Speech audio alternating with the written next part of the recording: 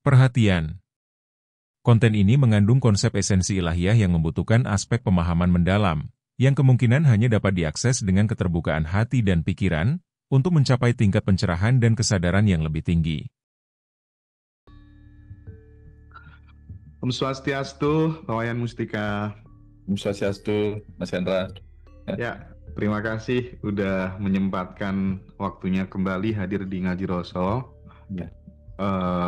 Sebenarnya pengen bertatap muka langsung sama guru kita, Pak Wayan Mustika, tetapi karena lagi liburan kan, Bali itu lagi macet-macetnya, tiket habis. Jadi terpaksa deh bertatap layar. Sekaligus mengingatkan ya teman-teman semua yang nanti tanggal 23 Agustus ada keluangan waktu, silahkan menyempatkan waktu untuk hadir di Hotel Royal Ambar Rukmo, Sleman, Yogyakarta. Ada reuni Abundant Revolution bersama dengan TVB dan bintang tamunya adalah Pak Wayan Mustika. Silahkan bagi sahabat semuanya yang ada waktu untuk hadir di Jogja. Oke. Kali ini Pak Wayan kita akan bicara tentang ini mencintai tanpa melekat, Pak Wayan. Jadi ini menjadi kebutuhan basic need-nya teman-teman, khususnya yang muda-muda yang masih belum bisa memanage dan mengontrol egonya, Pak Wayan. Mencintai tanpa melekat, jalan sunyi menuju jiwa yang merdeka gitu. Kita tahu bahwa dalam membangun sebuah hubungan, relationship, terkadang remote kebahagiaan kita itu kita kasihkan orang-orang yang kita sayangi gitu, Pak. Nah, pengennya kan seperti ayah dan ibu semesta yang mencintai kita itu tanpa pamrih, tanpa menggenggam gitu kan, tanpa syarat gitu, Pak. Nah, kita kan pengennya seperti itu, tapi susahnya minta ampun gitu. Nah, sekarang saya mungkin akan masuk lebih dalam, Pak Wayan. Kira-kira fondasi spiritual cinta ya, menurut Pak Wayan itu tuh gimana sih pandangan spiritual tentang cinta itu gimana, Pak Wayan Mustika? Ya, pertama kita pahami dulu kenapa sih semesta ini menyiapkan cinta dalam batin kita. Nah, dan kenapa juga cinta itu pasti berkenaan dengan 3 hal: harta, tahta, dan pasangan. Gitu. Harta, tahta, dan pasangan. Yeah. Sehingga dorongan cinta terhadap harta, tahta, ataupun pasangan hidup itu membuat kita jadi bergairah. Dia menjadi motivator. Jadi gara-gara orang lagi cinta dengan tahta, dia menyebabkan ada gairah untuk dia semangat. Ya sana sini cari suara gitu misalnya. Atau ketika dia jatuh cinta sama harta, dia bisa kerja siang malam oleh gairah cintanya kepada harta. Begitu juga ketika dia jatuh cinta pada pasangan hidup. Jadi dibuatlah dia bergairah untuk menemui atau mendapatkan apa yang dia ingin dapatkan itu. Harta, tahta, dan cinta, dan pasangan itu. Nah, tapi sayangnya, seperti yang sudah sering saya katakan, masalah yang diajarkan pada saya. Ya. Apapun yang kau miliki itu akan menyakitimu. Nah, itu kuncinya. Jadi sehingga rasa cinta itu pun akan menjadi sumber penyakit suatu ketika kalau kita tidak mengerti caranya. Nah, jadi ada beberapa jenis cinta. Salah satunya adalah cinta yang seperti matahari, Mas Hendra. Cinta yang seperti matahari. Jadi ketika matahari itu baru terbit, orang itu punya semangat besar. Semangat besar, ada gairah. Seakan-akan setiap hari itu akan ada hari baru. Ya, orang kalau jatuh cinta itu hari itu penuh semangat. Oh, hari ini aku akan ketemu ini. Pokoknya semangat terus lah. Seperti hari baru. Rasa cinta itu memunculkan kehangatan. Nah, tapi sayangnya semakin lama berhadapan dengan matahari, lama-lama dia menjadi terik siang hari. Lama-lama bikin panas juga, bikin terbakar. Jadi ada yang terbakar api cemburu, terbakar kemelekatan, dan sebagainya. Dan akhirnya ketika mulai masuk ke saatnya matahari tenggelam itu, wah, seperti jatuh cinta yang lagi kehilangan cinta itu, Mas Hendra, lagi putus itu. Wah, kacaunya luar biasa. Seakan-akan sebentar lagi gelap akan datang. Sehingga akhirnya apa?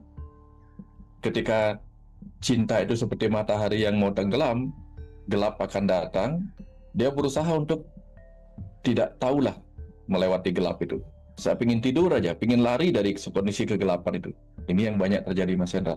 Ketika orang putus cinta, untuk menemui hari baru berikutnya, atau untuk menemui cinta yang baru, ini yang biasanya orang bikin kacau. Ada orang yang mencoba melupakan cinta lamanya, hari lama yang telah pergi, dengan mabuk, untuk melupakan semua itu. Seperti dia tidak ingin melewati malam. Pokoknya seperti orang yang tidak mau melewati malam yang gelap, minum obat tidur.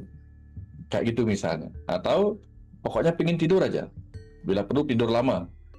Nah, ini persis seperti orang yang ada yang bunuh diri gara-gara putus cinta. Itu seperti kehilangan matahari lah pokoknya. Ya. Itu kalau kita memiliki rasa cinta seperti matahari. Tapi kalau kita memiliki rasa cinta seperti pada makanan, ya kita mencintai makanan semua. Ya kita bisa menikmati makanan itu. Tapi begitu giliran besok dia harus dilepaskan, kita rela melepaskannya walaupun ada rasa sakit. Nah kalau kita besoknya pagi-pagi membuang makanan yang sudah menjadi kotoran itu atau yang menyakiti kita di dalam, kan memang ada sedikit rasa sakit, tapi ada lega. Rasa sakit yang lepas lalu lega. Jadi tidak terlalu melekat lah, walaupun ini adalah sesuatu yang saya cintai kemarin, begitu. Atau dia menganggap cinta itu seperti air. Jadi kita semua ini kan cinta pada air, karena kalau kita nggak minum air, kita jadi haus dan tersiksa. Tapi begitu besok harus keluar, nah kita mungkin ya sedikit menahan sakit lah, gara-gara kita harus melepaskan itu. Ya. Sehingga ada rasa sakit tapi kita ikhlas.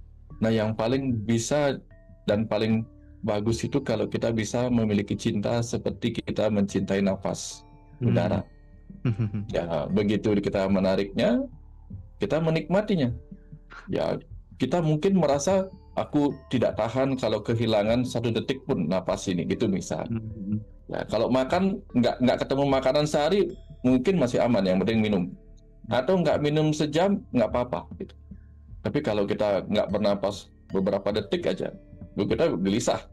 Itulah cinta. Tapi begitu napas itu harus dikeluarkan, kita keluarkan dengan biasa-biasa saja, tidak ada rasa sakit. Nah, bisa nggak kita mencinta seperti kita mencintai nafas? Masuk dan keluarnya tidak ada rasa sakit. Nah, kira-kira seperti itu, Mas Hendra. Itu namanya cinta yang tidak melekat. Nah, ini tanpa syarat. Tanpa syarat. Nah, jadi kita hidup dengan cinta ini, tanpa dia kita nggak bisa hidup. Tapi juga ketika dia keluar, kita nggak merasa akan mati. Justru ketika dia terlalu melekat di dalam, kita mati. Napas itu kan begitu. Coba ya misalnya kita tarik napas panjang, lalu kita tahan berjam-jam. Jangan sampai berjam-jam. Belum sampai beberapa menit aja kita tahan napas itu di dalam, mati. Nah, bisa nggak kita mencintai seperti itu? Justru ketika kita melekat, kita merasa kemelekatan atas cinta itu malah mengganggu kita. Sehingga kita selalu bisa ikhlas. Ya. Tidak 100%. Problemnya itu gini sih, Pak Wayan. Ketika kemudian kita merasa, kita itu ngerasanya kan mencintai gitu ya. Padahal sebenarnya itu bukan cinta, tetapi ego yang membesar gitu. Parameternya adalah ketika kemudian kita pengen ngatur, ya kan, harus nurut sama kita lah ya. Nah, pada saat tidak nurut, pada saat tidak sesuai dengan ekspektasi, kita menjadi terluka, kita menjadi menderita gitu. Nah, gimana sih caranya untuk memutus pattern ini tuh kira-kira gimana, Pak Wayan, sehingga kita benar-benar bisa mencintai yang memerdekakan, yang seperti analogi nafas tadi, Pak? Biasanya ini ada luka masa kecil sih, Mas Hendra. Ketika kita sangat cinta pada orang tua, pada ayah, pada ibu kita, tapi mereka meninggalkan kita, dan di situ kita terluka. Ada trauma yang sangat halus mungkin terbawa sampai kita agak dewasa. Ketika kita mulai membutuhkan cinta, kita tidak ingin cinta itu melukai kita. Sehingga saking tidak inginnya kita cinta itu melukai kita, kita mencoba menahan agar cinta itu nggak pernah pergi. Nah, cara kita menahan ya tentu dengan memberi persyaratan-persyaratan. Kamu harus begini, kamu harus begini, begini, begini. Karena takutnya aku tidak lagi mencintaimu atau kamu tidak lagi mencintaiku. Ini yang terjadi ketika kita membuat syarat-syarat pada sebuah cinta agar dia nggak pergi. Karena mungkin kita pernah terluka. Tapi menariknya tuh gini Mas Hendra. Begitu orang sering dilukai oleh cinta, justru ketika dia punya pasangan baru, dia biasa-biasa aja. Kenapa demikian? Karena sudah siap, ya nanti kalau aku tidak ingin dilukai.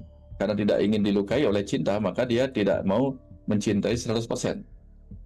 Ini salah satu caranya. Ada juga orang yang tidak ingin dilukai oleh cinta, dia membuat syarat agar cinta itu tidak melukainya. Dia memproteksi cintanya agar tidak pergi, karena perpisahan itu menyakitinya. Atau dia memproteksi dirinya, bukan memproteksi cintanya. Dia memproteksi dirinya agar tidak melekat pada cinta, sehingga kapan putus oleh cinta itu dia biasa-biasa aja. Ini sering terjadi pada orang-orang yang sudah berpengalaman dalam hal cinta. Ya, coba misalnya kita ketemu beberapa orang yang awalnya pertama kali jatuh cinta, dia percaya 100%.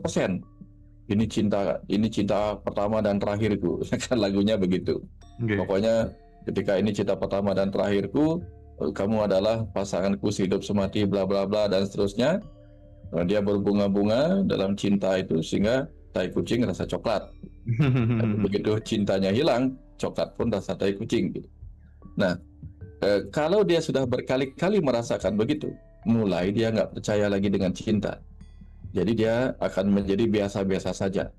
Yang tadinya sangat ekstrim memiliki cinta, sekarang mulai tidak terlalu ekstrim. Ya, selalu siap sedia kalau seandainya diputus. Akhirnya dia berpikir, oh, setelah dia pelajarin, ada banyak hal yang mungkin menyebabkan cinta itu terputus. Bisa karena hubungan yang sudah tidak cocok lagi, atau bisa terpisah oleh kematian, atau terpisah oleh sesuatu yang lain lah. Sehingga dia tidak lagi terlalu mengizinkan dirinya melekat kepada cinta itu. Nah, jadi tinggal pilih mau dua. Yang mana? Belajar membebaskan diri dari rasa sakit yang mungkin disebabkan oleh cinta dengan membuat syarat-syarat, atau belajar untuk menerima atau berlatih terus-menerus menerima kenyataan bahwa cinta itu tidak perlu dimiliki 100%. Nah, tapi ada masalahnya juga. Kalau kita membuat cinta yang bersyarat seperti tadi, cinta itu bahkan melukai sebelum putus. Nah, ini masalahnya. Bahkan belum putus saja udah terluka kita. Karena apa? Melihat dia nggak perhatian sama kita, padahal mungkin dia ada masalah juga. Ini menyebabkan kita jadi, kok kamu nggak pernah lagi mengingat ulang tahunku, kok kamu nggak pernah lagi menyebut kata cinta, kok kamu nggak pernah lagi menyebut kata sayang, atau nggak lagi menyebut selamat malam, selamat tidur, dan sebagainya. Kok nggak pernah ngirim bunga lagi. Nah, ini yang menyebabkan orang justru lebih sering terluka ketika dia terlalu banyak syarat-syarat atau permintaan-permintaan terhadap cintanya. Untuk menjaga dirinya tidak terluka oleh cinta itu sendiri. Nah, ini berbahaya. Atau kalau berhasil di latihan yang kedua, yaitu apa? Latihan untuk membiasakan diri. Ya, cintanya biasa, diputus juga biasa. Nah, pada saat itulah kemudian cinta akan menjadi sesuatu yang benar-benar indah. Ya, karena apa? Tidak ternoda atau tidak tersakiti lagi oleh mungkin kualitas perhatian yang tiba-tiba menurun. Dia nggak apa-apa gitu. Ini contoh. Kan kadang-kadang kita berpikir bahwa karena kamu adalah cinta pertama dan terakhirku, maka seluruh waktumu adalah untukku. Itu yang paling berbahaya. Kejadian-kejadian seperti itu. Dia melupakan bahwa orang lain itu punya waktu. Ya, punya me time untuk dirinya sendirilah, untuk apa urusannya, mungkin dengan keluarganya, mungkin dengan temannya.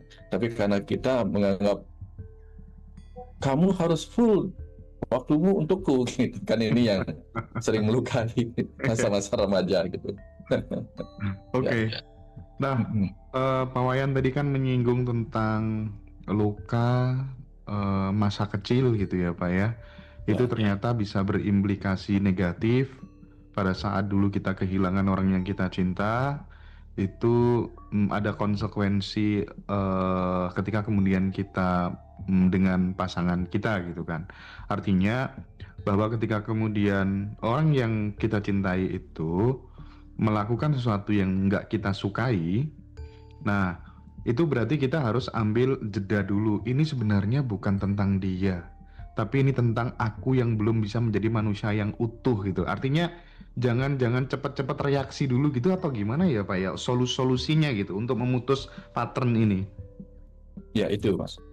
Ketika kita mudah sakit hati nih, oleh cinta kita pada pasangan, karena perubahan sedikit saja pada pasangan kita sudah sakit hati, boleh cari ke masa kecil kita. Jangan-jangan dulu kita pernah tersakiti oleh cinta dari orang tua kita, bukan dengan pasangan seksual, bukan dengan pasangan hidup, bukan, tapi oleh orang tua kita yang mungkin pada saat kita sangat membutuhkan perhatiannya, tiba-tiba dia tidak memberi perhatian. Contoh nih Mas Hendra, ada yang masa kecilnya begitu dia mendapatkan sebuah sebuah prestasi di sekolah, begitu pulang ingin dia tunjukkan pada ayahnya, tiba-tiba ayahnya nggak terlalu peduli, nggak terlalu antusias, nggak terlalu excited dengan hal itu.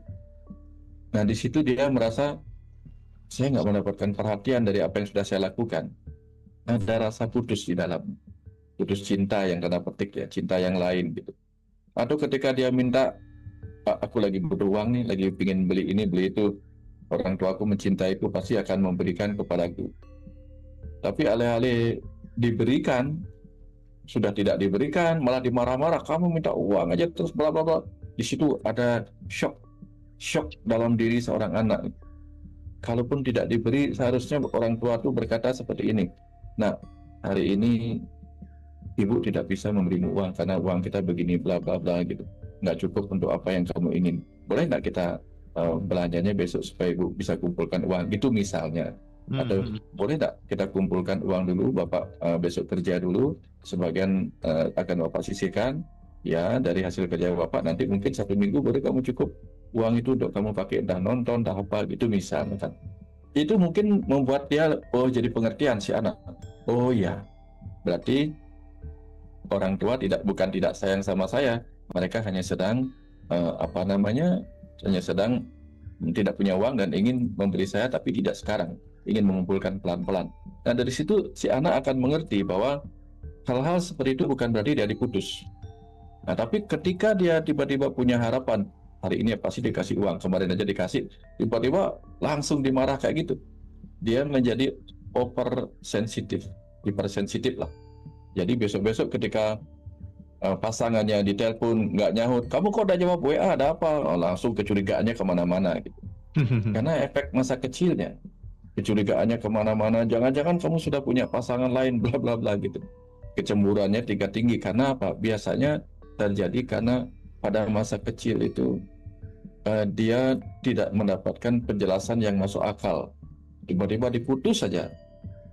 Sama akhirnya ketika akhirnya pernah punya pacar, ya tiba-tiba pacarnya dihubungi nggak nyaut-nyaut dan beneran pacarnya punya pacar baru gitu misalnya. Wah ini tambah traumatik nih, sudah pernah trauma di masa lalu, kena trauma lagi gitu. Nah cara memutusnya adalah belajar untuk tetap tenang, dan ini butuh pendampingan. Jarang anak itu, kecuali rohnya memang matang, jarang anak itu sanggup tanpa pendampingan. Maka dia harus ditemani. Saya pernah bicara lagi tentang hal ini, Mas Hendra. Saya pernah mendapatkan pasien yang saya bilang tensinya tinggi sekali, 180/140, tingginya luar biasa. Setelah saya gali-gali, dokternya nggak kasih obat. Setelah saya gali-gali, dia nggak pernah ada riwayat hipertensi sebelumnya. Tapi ketika saya tanya, kamu pasti punya masalah harta, tata, cinta, di antara itu yang mana? Ternyata dia baru putus pacaran. Ini orang Australia, boleh, umur 30-an. Nah, tiba-tiba tensinya jadi tinggi, sakit hati, dan akhirnya memilih untuk kayak tadi itu, seperti cinta pada matahari, milih untuk melupakan semua kegelapan hidup itu dengan minum, supaya dia mabuk dan pingsan gitu loh. Ceritanya dia minum bir sebanyak-banyaknya waktu itu, sampai dia mabuk. Tetapi alih-alih dia mabuk, malah dia mengalami hipertensi.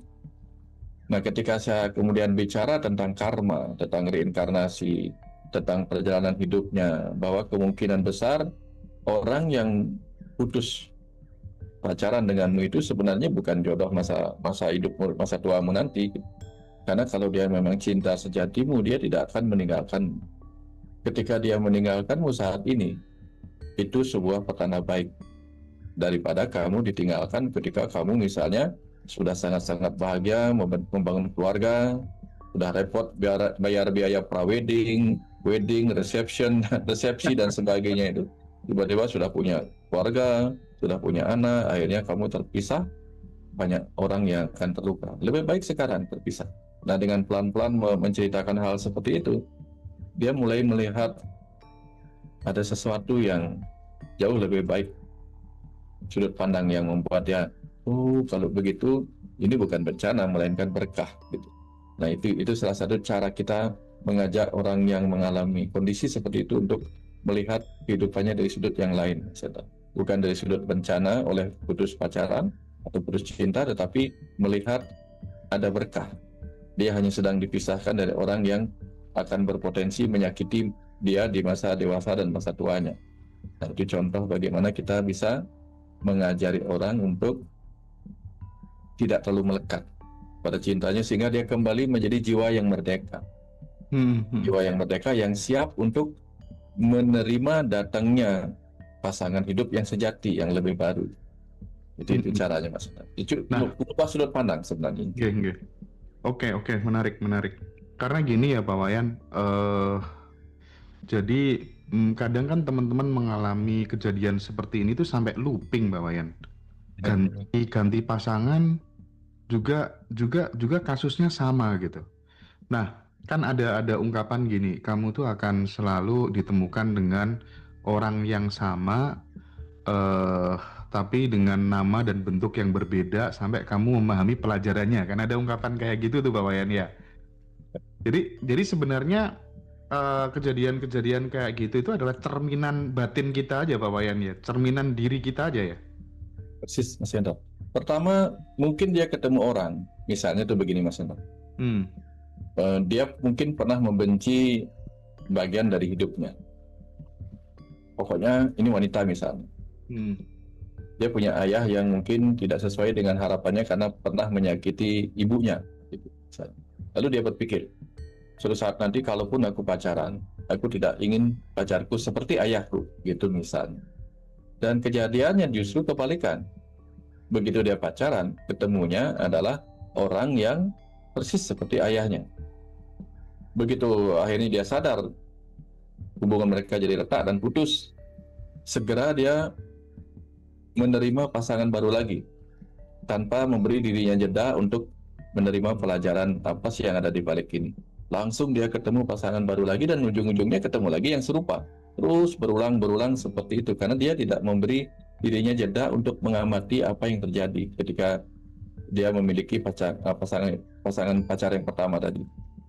Sampai kemudian dia sadar, oh ternyata aku salah. Seharusnya aku tidak memanggil dalam doaku apa yang tidak aku sukai, tapi aku membebaskan diriku dari pengaruh buruk apa yang aku ingat dari orang tuaku, dari ayah. Itu misalnya, sehingga dia mencari pasangan itu atau menerima pasangan itu bukan karena ada rasa takut seperti nanti pasangannya itu seperti yang orang tuanya, atau misalnya ada anak laki-laki dia tidak suka dengan perilaku ibunya, cerewet gitu misalnya. Pokoknya aku nanti cari pasangan, aku tidak mau punya istri yang cerewet gitu misalnya. Justru bisa ketemunya yang cerewet gitu, karena itu yang dia takuti. Sampai kemudian dia sadar, oh kayaknya aku nggak boleh dia berpikir seperti itu. Dia tinggal bicara bahwa suatu saat nanti aku akan ketemu istri yang tepat bagiku, suami yang tepat bagiku, gitu misalnya. Tanpa membandingkan dirinya, aku tidak mau seperti bapakku atau seperti ibuku, gitu misalnya kan. Nggak usah pakai itu, karena di Bali itu banyak kejadian seperti itu. Ada bahkan orang tuanya mendoakan begini, pokoknya nanti kalau kamu cari pasangan jangan yang dari sini begitu. Jangan polisi gitu. Hah? Jangan polisi, tapi malah dapat polisi gitu. Gitu.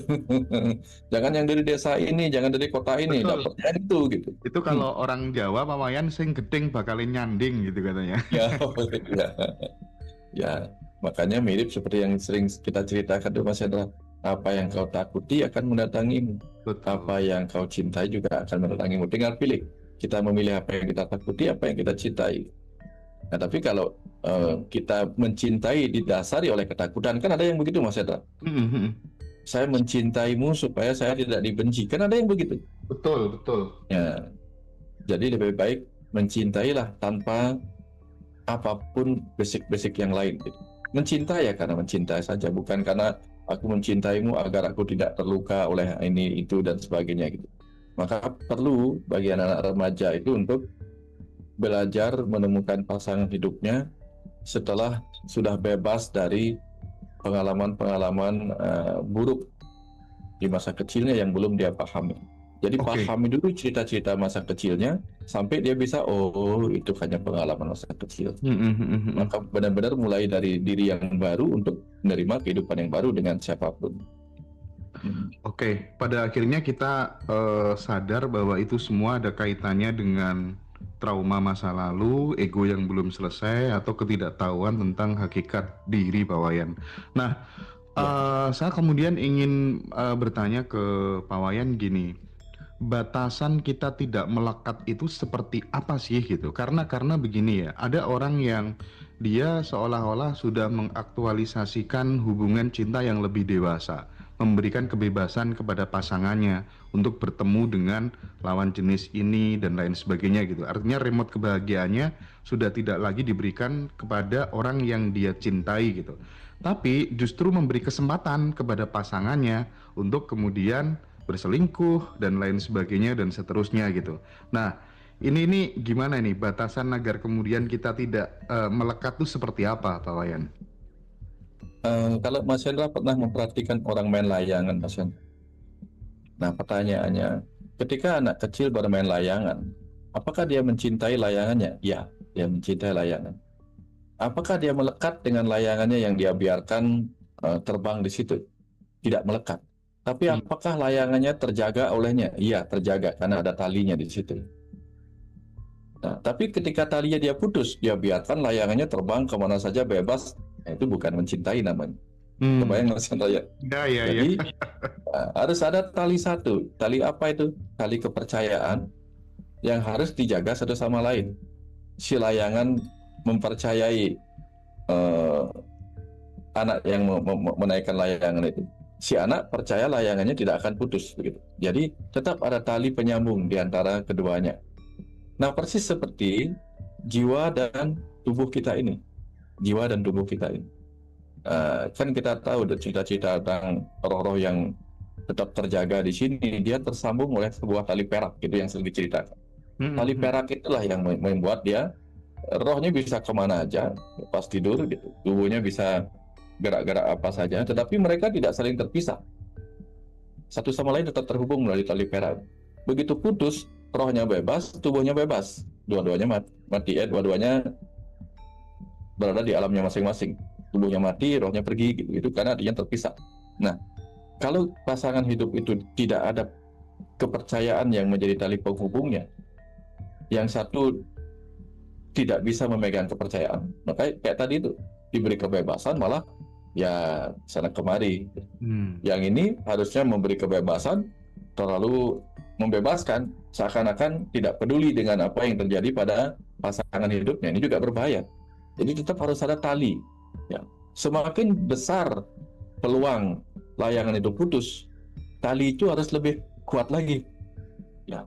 Kalau layangannya gede, ya bisa mudah diterbangkan angin kencang, layangannya gede, bisa terbawa angin kencang, talinya kecil gampang putus. Artinya begini, kalau kita punya pasangan yang tampaknya bisa liar gitu, liarnya begitu besar gitu, talinya agak gedein dikit. Jadi tetap terpantau, talinya agak gedein dikit. Tapi kalau dia misalnya kita punya ada wanita punya cowok yang ya wajahnya mungkin nggak akan direbut orang lah, laki-lakinya gitu. Udah dilepasin aja dengan tali kecil juga nggak ada yang ngerebut gitu misalnya. Tapi kalau kita punya pasangan yang wah cantiknya kayak bidadari gitu, terus kita bebasin gitu, bodinya sensual, pokoknya gampang narik perhatian orang gitu, dan dia juga suka menampilkan dirinya gitu. Kalau talinya terlalu tipis, nanti lariin orang, diterbangin angin nanti. Jadi harus harus melihat situasi kondisinya seperti apa gitu, keadaannya bagaimana gitu Pak Wayan ya. Ya, Jadi terlalu menggenggam juga menderita, bikin luka gitu ya. Terlalu melepaskan, tidak peduli juga digondol orang gitu kan ya. Ini Pak Wayan, aku teringat, saya jadi teringat cerita salah satu guru saya gitu, guru sekolah gitu ya. Suatu ketika itu sekarang jadi teman gitu. Terus kemudian dia cerita kan, pada saat cerita dulu nakal Pak Wayan. Nakal tuh maksudnya dia gonta-ganti pasangan begitu. Terus kemudian suatu ketika dia itu mimpi gitu, mendapatkan hidayah, petunjuk gitu ya lewat mimpinya, diperlihatkan anaknya perempuan gitu kan. Nah, terus dari situ tuh dia sadar gitu. Dia sadar, dia merasa takut. Nah, jangan-jangan anakku kalau diginikan gimana ya gitu kan. Nah, pertanyaan saya gini, apa tindakan orang tua yang seperti itu, yang memiliki naluri pemburu gitu kan, ibaratnya seorang player gitu kan, apakah itu juga akan diwarisi oleh anak-anaknya atau tidak pasti? Gimana tuh Pak Wayan? tergantung. Kalau dia tidak bercerita pada anaknya, dia membiarkan rasa takutnya itu berkembang. Rasa takut di pikiran itu kan bisa berkembang menjadi energi yang secara tidak langsung berpengaruh pada energi yang ada di dalam diri seorang anak. Tapi kalau dia jujur bercerita pada anak yang cewek misalnya, bercerita tentang sifat buruknya dulu, buruk tanda petik ya, bagi dia kalau itu terjadi pada anaknya, maka mungkin itu akan membuat anaknya menjadi sedikit lebih waspada. Kenapa? Harapan Bapak, kamu bisa jaga diri dan hati-hati supaya tidak ketemu dengan pria buruk seperti Bapak dulu. Itu misalnya, kalau dia berani berjujur seperti itu. Karena ternyata di dunia ini ada banyak orang-orang seperti Bapak juga yang tidak bertanggung jawab terhadap anak gadisnya orang gitu. Dan Bapak takut karma buruk Bapak, kamu yang akan menerima supaya Bapak merasakan bagaimana rasanya seperti ini. Nah, kalau dia bikin pelan-pelan bicara seperti itu, mungkin si anak akan merasa, oh, saya dicintai dan dijaga oleh oleh ayah saya, dan saya harus bisa menjaga diri saya. Tapi kan jarang orang tua berani jujur seperti itu pada anaknya gitu. Dia penam dan dia menyimpan ketakutannya dan dia menyebarkan. Jangan-jangan anak saya ketemu yang begini, jangan-jangan ketemu yang begini, jangan-jangan ketemu yang begini. Akhirnya ya terjadi apa yang dia takutkan. Ya, lebih baik agar rasa takut tidak terwujud menjadi kenyataan, lebih baik ceritakan saja apa adanya kepada si anak. Nah, itu yang akan mungkin membuat si anak akan menjadi jauh lebih matang bahwa dia mengenal apa bahaya di luar sana. Seperti singa lah Mas Hendra. Seperti seekor singa jantan yang pernah terluka dalam perebutan makanan dengan singa yang lain, atau bahkan pernah terluka oleh serudukan banteng liar itu. Ketika dilihat sama anaknya menjadi lebih waspada. Ada bahaya yang mengintai di sana. Ternyata tidak semudah itu mendapatkan daging mentah dari hewan-hewan buruan ini. Nah, kalau dia berpikir seperti itu, dia menjadi hati-hati juga di kemudian hari. Ya, kira-kira begitu. Oke. Terus caranya untuk kemudian kita bisa menyadari bahwa kita itu mencintai, basisnya itu lewat apa? Mencintai lewat kesadaran, sama mencintai basisnya karena luka, itu gimana Pak Wayan? Parameternya apa? Kalau kita mencintai karena luka, biasanya ada syarat-syarat yang muncul, Mas. Oke. Syarat-syarat itu parameternya. Kalau kita mencintai karena kita memang mencintai, biasanya di awal kita sudah sadar kita mencintai tanpa syarat apa-apa. Ya. Itu. Pokoknya intinya seperti itu. Ya, kalau sudah mencintai tanpa syarat, nah ini sudah unconditional love dari awal. Nah, ini cinta sejati nih biasanya. Oke, unconditional love. Jadi ada dua orang Pak Wayan yang mungkin nanti bisa dikomentari sama Pak Wayan. Ini menarik nih. Yang satunya itu kakak saya sendiri gitu ya, kakak senior di organisasi gitu Pak Wayan. Beliau selalu menekankan kepada saya, cinta itu mengerti dan memahami tanpa berharap untuk dimengerti dan dipahami gitu kan. Selalu menekankan itu, parameter pasangan yang baik itu seperti itu sebenarnya, cuman ya nggak gampang gitu di posisi itu gitu.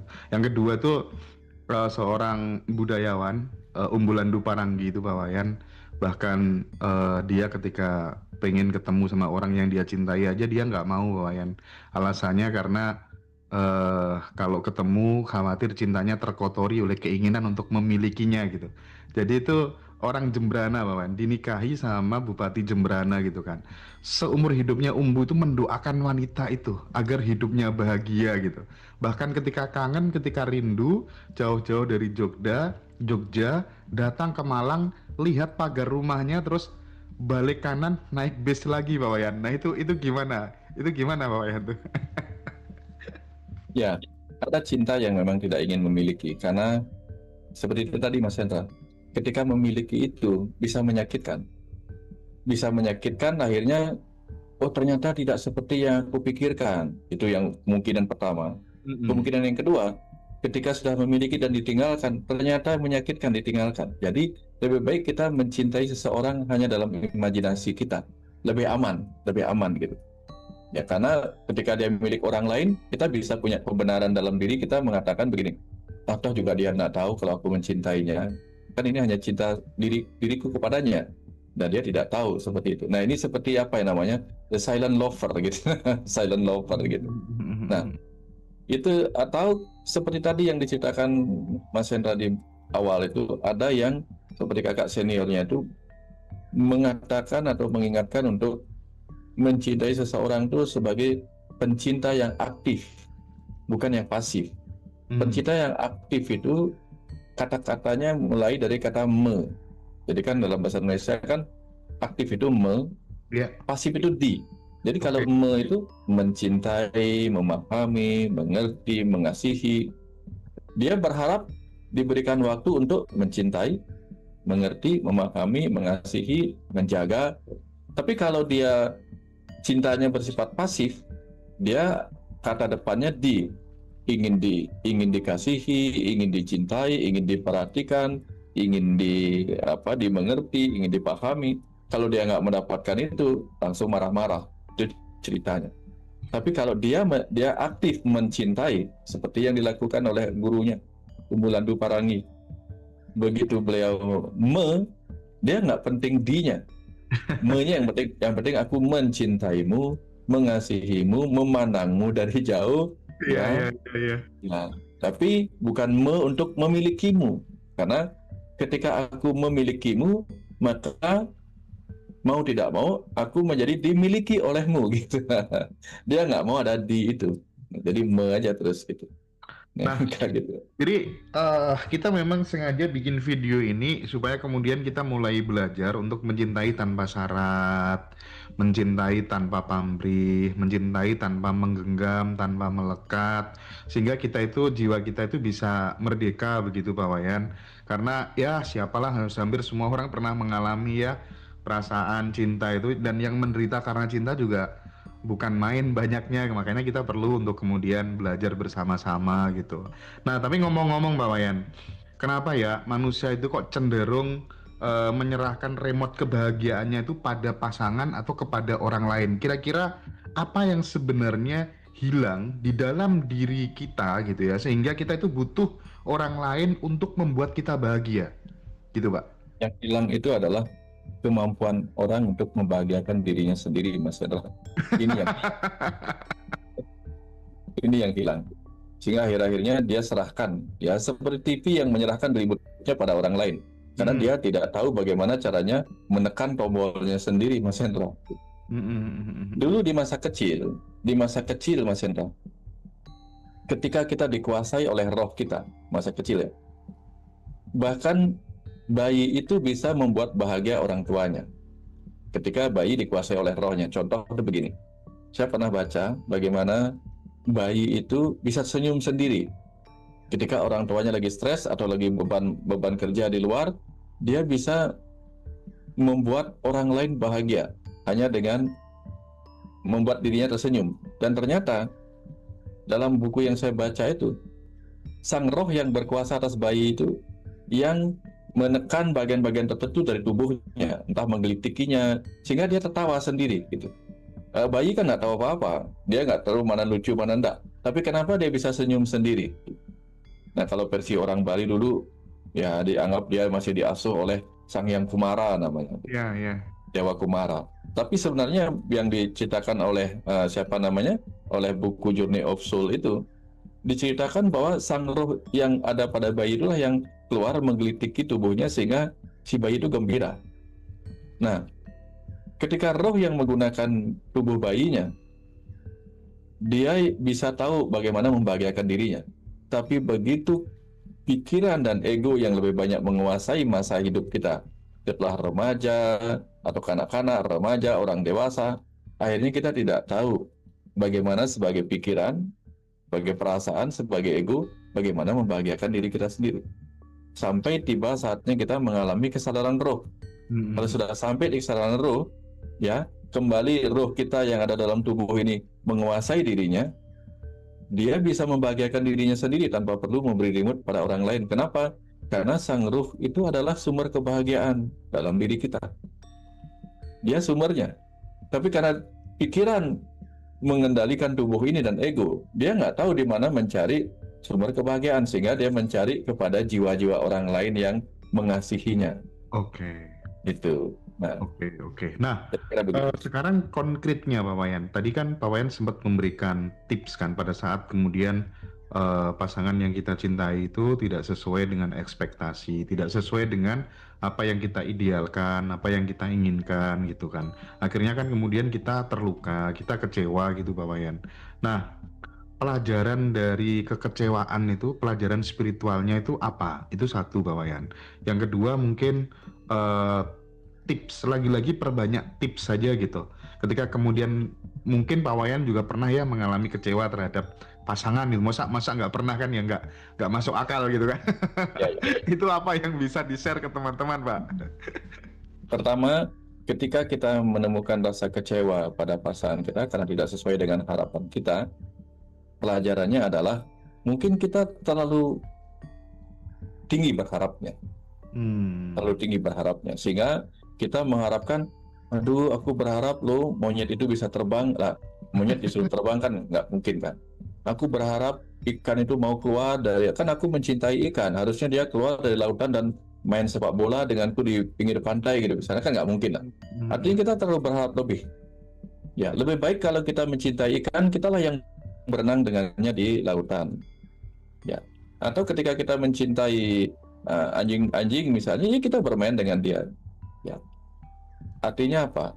Dalam hidup ini kalau kita mencintai sesuatu, kitalah yang harus mengalir bersama sesuatu itu. Kalau enggak, kita akan digulung oleh ombak, digulung oleh ini. Tapi kalau kita bisa berselancar dengan ombak itu, menikmati bahwa ombak itu memang laut itu memang berombak, ya udah nikmati ombaknya yang berselancar. Nah, sama dengan kita punya pasangan. Kita pahami dulu jenis pasangan kita. Oh, dia tipenya begini. Nah, dia suka ke mall. Kita harus maklumi kalau dia suka ke mall, ya udah kita ajak ke mall. Tapi apa yang kita suka? Kalau dia suka ke mall bagian apa, serahkan dia di bagian itu. Lalu kita baik-baik di sana berpisah tanda petik ya. Ya kamu kalau mau lihat baju ya. Aku nanti cari di bagian peralatan gitu misalnya. Bikin sama-sama, ini tipsnya. Soalnya kalau kan saya ketemu banyak orang yang, aduh saya saya malas ngajak istri saya ke mall gitu. Kenapa? Karena di sana saya harus gandengan tangan terus sama dia. Kenapa? Kalau nggak digandeng tangannya dia bisa belanja banyak. Gitu. Harus dipegang keras. Atau dia capek saya nemenin istri, belanjanya lama banget gitu. Wah, bener tuh. Belanjanya lama banget. Ya memang wanita itu suka detail. Memang sukanya detail. Kalau kita kan beli baju nih, kalau udah cocok, ukurannya pas, harga pas, cukup. Iya benar. ukuran pas, harga pas cukup. Ya, walaupun bajunya bagus, begitu harga nggak pas dengan kantong kita batal gitu. Tapi kalau wanita nggak, dia nggak peduli ukuran dulu, dia lihat bajunya dulu, kemudian bagus nggak, jahitannya bagus apa nggak, modelnya bagus apa nggak, bla bla bla segala macam. Perkara harga nggak pas nggak penting bagi dia. Kalau nggak bisa sekarang, besok tak cari. Minimal dia tahu harganya berapa sekarang. Nah itu butuh waktu. Kalau kita nggak kuat, harus sama-sama menghargai. Ya jangan kecewa, aku punya istri kok suka sekali ke mall dan sebagainya. Istri diciptakan memang untuk menghargai hasil karya orang-orang lain yang dipajang di mall, itu memang diciptakan begitu. Dan kasihan orang-orang tukang jahit yang desainer itu kalau nggak dihargai oleh istri-istri. Bener, Pak. Kasihan. Maklumi Asik. aja gitu. Seneng ya para istri ini denger video ini gitu kira-kira. Ya karena itu tips Oke. saya, Mas Edra. Itu tips saya. Iya, iya, iya. Saya kalau sama istri, udah kamu belanja dulu gitu. Lihat-lihat gitu. dulu lah gitu. Saya ada di Gramedia, kalau nggak di Gramedia ada di DIY gitu. DIY itu lihat-lihat alat-alat gitu. Nah, dia lama-lama Istrinya di biar situ. belanja dulu gitu ya. Lihat-lihat dulu lah. Nanti kapan dia lihat sesuatu yang bagus, nanti pas ketemu di sana kayaknya ada yang bagus. Ayo kita lihat bareng-bareng, baru lihatnya. Oke. Jadi kan tinggal bayarin aja gitu. Nggak usah repot-repot gitu. Saya tuh lihat stand Faras itu. Ya. Jadi teringat Pak Putu kemarin yang uangnya hilang 1,8 miliar itu ya. Oh iya iya. Tapi ngomong-ngomong soal Faras, Pak Wayan, akhir-akhir ini tuh banyak banget ya teman-teman yang merasakan manfaatnya beli produk Faras Natural Oil ya. Jadi tapi harapan saya teman-teman kalau bisa jangan hanya beli produk, kalau bisa join aja jadi reseller, jadi agen sehingga nonton ngaji Roso juga bisa digunakan untuk kesempatan nambah pendapatan gitu ya, nambah cuan. Selain Faras bisa juga jadi agen 2 produk terbaru di ngaji Roso. Nanti hubungi aja admin termasuk yang mau daftar jadi agen atau reseller Faras gitu. Nah, Pak Pak Wayan, mohon maaf sekali. Apa sih hal sederhana yang sering dilakukan Pak Wayan kepada ibu yang itu kemudian sepele, sederhana, tapi bermakna, memberikan sebuah kesan, hubungan makin raket, saling menyayangi, tidak kehilangan romantisme, anak-anak juga senang melihat ayah ibunya seperti itu apa Pak Wayan yang mungkin bisa dibagi ke sahabat-sahabat Pak? Yang saya lakukan pada istri saya, Iya. cabutin ubannya. Karena dengan cabutin uban itu kan saya bisa ngelus-ngelus kepala. Oh gitu. Atau ketika istri saya yang nyabutin nyari sesuatu di kepala saya gitu, itu membuat saya merasa dekat gitu. Oh gitu. Atau ketika saya dapat penghasilan gitu, ya selain saya ucapkan terima kasih pada semesta yang memberikan itu, saya juga kasih ke istri saya sambil bercanda-bercanda. Oke. Bercanda kan biasa, bercanda tuh begini, aduh, kayaknya harus bayar dah lagi cuci muka gitu misalnya kan. Saya sudah siapkan sebenarnya, Oke. Jadi sebenarnya semua saya siapkan untuk anak istri sebenarnya, cuman saya simpan itu untuk mereka sebenarnya. Oh iya. Tapi ngelatih supaya mereka bisa mengendalikan diri untuk tidak sembarangan belanja ini belanja itu gitu. Nah, Tetap harus ada remnya ya Pak ya. ya, dan saya sama istri tidak pernah minta secara langsung dalam arti misalnya saya membikinkan teh gitu, misalnya, makanan tertentu. Saya bilang, kok kayaknya saya haus ya. Langsung istri Kode aja ya Pak ya. Kode aja supaya nggak merintah secara langsung. Iya. Kode-kode kok kayaknya gini ya. Oh. Kadang saya bilang begini Mas Hendra. Asik tuh. Kalau saya lagi capek nih Mas Hendra, misalnya ngisi acara capek gitu kan. Lalu saya bilang, aduh susah cari uang. Saya bilang gitu. Langsung kodenya ngerti. Langsung dipijat lehernya gitu. Tapi kemudian tak kasih sesuatu. Oh baik banget ya. Tidak langsung ya. Oh kalau saya langsung, Ma tolong buatin ini gitu. Saya nggak. main kode-kodean gitu. Ih, Kadang kode-kode. pura-pura kalau haus itu langsung kayak gini, cegukan gitu, gitu. Nanti langsung ngerti ketawa dia gitu. Asik, asik Pak Wayan. Thank you. Gini Pak Wayan. Sekarang saya pengen masuk di sesi-sesi akhir gitu. Karena kalau Zoom sama Pak Wayan tuh saya nggak berani lama-lama ya. Kecuali kalau pas ketemu langsung gitu, lama nggak apa-apa lah ya. Gimana sih proses batin kita, memproses batin kita, supaya kemudian kita itu bisa mengerti tanpa berharap untuk dimengerti, memahami tanpa berharap untuk dipahami. Itu kan nggak gampang, Pak. Butuh latihan yang teramat sangat. Gimana, Pak? Nah, gini sederhananya begini Mas Hendra. Enakan jadi orang kaya yang menggaji, apa orang kaya karena digaji? Ini Orang pastinya yang enakan menggaji. jadi orang kaya yang menggaji kan? Betul. Berarti kita pengusaha daripada kita adalah orang kaya atau orang yang punya uang karena digaji. Berarti kita pekerja. Hmm. Jadi kalau kita bukan di, berarti kita lebih hebat, lebih Hmm. hebat. Nah, dalam dunia persaingan ini, kenapa kita tidak bersaing dengan pasangan hidup kita? Bersaing dalam arti begini, aku bahkan lebih dulu mengerti kamu walaupun kamu belum mengerti aku. Kan lebih bagus begitu. Hmm. Nah, dari sini kita tertantang untuk apa? Untuk lebih dulu bisa memahami pasangan kita tanpa perlu dipahami. Artinya kita lebih dulu, gitu. Lebih dulu berpengertian. Kan berarti kalau kita bisa memahami orang lain tanpa perlu diminta untuk memahami, berarti kan kita secara pertumbuhan berprestasi kan Mas Hendra? Oke. Berprestasi. Prestasi dalam hal pengertian kepada orang lain. Daripada baru dikasih tahu, baru ngerti, atau bahkan sudah berkali-kali dikasih tahu nggak ngerti-ngerti, kan pertanda kita semakin lemah. Intelektualitas kita, kepekaan emosional kita, kepekaan spiritual kita semakin lemah. Semakin tinggi kepekaan spiritual, emosional, dan rasa kita, berarti kita bisa paham sama orang lain tanpa perlu diberi pemahaman. Ikan tambah bagus jadinya kita. Nah, kalau kita bisa mencoba untuk menjadi lebih baik dari diri kita yang sebelumnya, yang dulu mungkin dikasih tahu berkali-kali baru mengerti, tapi sekarang kita nggak dikasih tahu langsung mengerti gitu misalnya, kan ada perkembangan membaik dalam diri kita. Nah, inilah prestasi yang harus kita bangun. Dalam hubungan rumah tangga juga demikian gitu. Sehingga ada rasa bangga ketika kita bisa, oh, istriku atau suamiku bahkan tanpa bicara sudah aku bisa mengerti.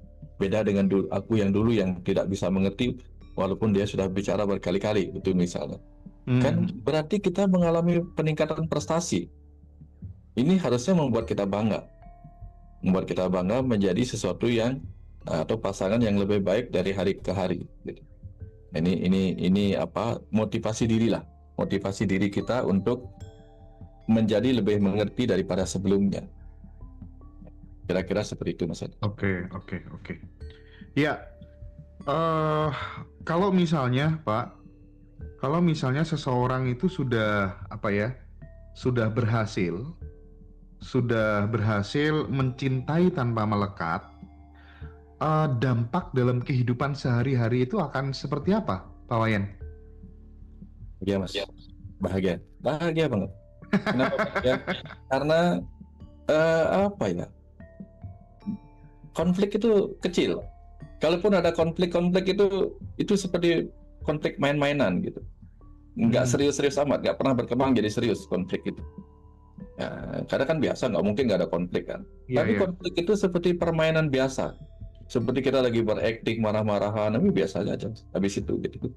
Beda kalau kita misalnya belum cintanya masih bersyarat, itu lukanya mendalam Mas.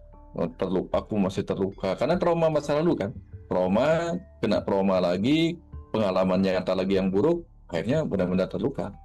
Tapi kalau semua trauma-trauma, luka-luka masa lalu sudah terlewatkan gitu, akhirnya apapun konflik kita menganggapnya seperti udah biasa gitu, nggak terlalu bawa ke dalam gitu, hanya permukaan aja, superficial aja jadinya dia gitu.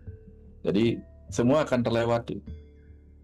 Dia seperti sampah yang mengalir di atas sungai, bukan sampah yang tenggelam di dasar, seperti batu yang tenggelam di dasar sungai itu. susah diangkat, susah dihilangkan. Dia hanya seperti sampah yang di permukaan gampang hanyut lah oleh sang waktu gitu. Jadi setiap hari itu menjadi ya seperti hari baru. Itu yang dampaknya ketika kita sudah mencapai unconditional love itu, Mas. Nah, ini saya mengingatkan lagi kepada sahabat semuanya. Jadi nanti Pak Wayan itu akan memberikan materi aktivasi rezeki, jiwa, dan energi leluhur ya Pak Wayan di Yogyakarta. Silahkan teman-teman bisa datang. Tapi ada yang lebih penting lagi yang akan ini saya mohon, saya melakukan permintaan khusus kepada Pak Wayan karena banyak teman-teman yang masih terluka, luka batin di masa lalu, trauma, dan lain sebagainya dan seterusnya. Pak Wayan ini kan punya banyak cara meditasi, treatment. Saya minta tolong ya Pak Wayan, nanti khusus Pak Wayan bicara tentang dua hal itu. Di samping aktivasi rezeki jiwa dan energi leluhur, juga kita akan belajar bersama-sama praktik rilis versi Pak Wayan akan seperti apa. Jadi nanti ada rilis dari Teh Febi, ada rilis dari Pak Wayan juga, dan yang banyak sekali teman-teman yang bakal hadir di sana. Berkenan ya, Guru Wayan ya, berkenan ya. Aman. Minta apa aja tak kasih. Oke. Pak Wayan, satu pertanyaan terakhir untuk closing. Bagaimana cara menjaga vibrasi cinta kita yang murni tanpa menjadi korban harapan dan ekspektasi itu, Pak? Adakah praktik harian atau mungkin semacam kontemplasi yang bisa kita lakukan untuk hal itu, Pak Wayan? Terakhir, Pak Wayan. Ya, tetaplah belajar mencintai tanpa syarat. Karena ketika kita belajar mencintai tanpa syarat, maka itu adalah cinta yang datang dari jiwa. Kalau cinta yang datang dari jiwa, di sana ada keabadian sebagai sumbernya. Tidak akan pernah bervibrasi buruk, karena dia tetap di jalan tengah. Kalau cinta datang dari ego, dia kadang-kadang bisa menjadi fight or flight. Kalau cinta datang dari perasaan atau pikiran, dia akan penuh perhitungan. Tapi kalau cinta datang dari jiwa kita, maka cinta itu akan membuat kita benar-benar menemukan kebahagiaan yang abadi, tanda petik abadi di sini ya. Apapun yang terjadi, kita tetap baik-baik saja, kita tetap bisa menerima keadaan yang mungkin bergolak di antara kita, seperti kita menerima lautan itu memang bergelombang gitu. Kira-kira seperti itu, Mas. Oke, sangat lezat dan sangat mengenyangkan apa yang udah disampaikan oleh guru kita, teman-teman ya. Oke, di TikTok yang tadi tanya soal caranya pengen jadi reseller, jadi agen Faras, silahkan WA aja di itu apa tuh namanya, di bio TikTok ada kontak person ya, atau di kolom deskripsi YouTube Ngaji Roso, silahkan teman-teman kontak. Dan jangan lupa ikuti channel YouTube-nya Pak Wayan Mustika. Apa nama channelnya Pak Wayan? w.mustika@rumah semesta. Silahkan pilih. W Mustika pasti muncul, Rumah Semesta pasti juga muncul. W.mustika. Nah, itu tuh udah muncul teman-teman ya, atau Rumah Semesta. Oke. Pak Wayan, terima kasih banyak atas waktunya udah menyapa teman-teman di Ngaji Roso. Sehat selalu, terus menjadi orang tua, membersamai teman-teman untuk bertumbuh. Matur suwun sangat Pak Wayan. Terima kasih. Sama-sama Mas Hendra. Sampai ketemu lagi teman-teman yang